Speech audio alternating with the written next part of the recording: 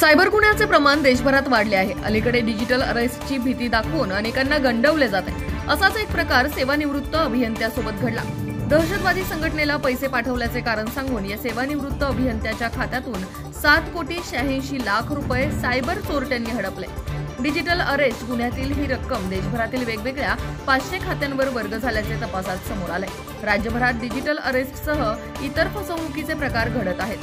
वैयक्तिक फसवणुकीत 7,86,00,000 रुपये एका व्यक्तीकडून लुबाडण्याचा सर्वाधिक रकमेचा हा गुन्हा असल्याचा अंदाज आहे।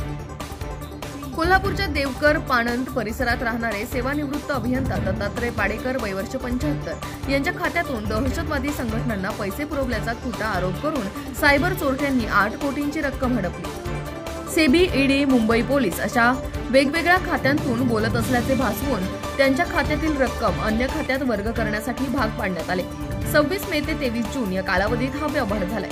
पाडेकर यांची शेअर्सची रक्कम मंगळवार पेठेतील बँक खात्यावर एकत्र करण्याच्या सूचना करण्यात आल्या। त्यानंतर 14 वेगवेगळ्या खात्यांवर ही रक्कम वळवण्यात आली होती। पोलिसांनी या खात्यांची माहिती घेण्यास सुरुवात केली असता तिथूनही अन्य 500 खात्यांवर रक्कम पाठवण्यात आल्याचे दिसून आले। बँकांशी पत्रव्यवहार करून 20 लाखांची रक्कम गोठवण्यात आली।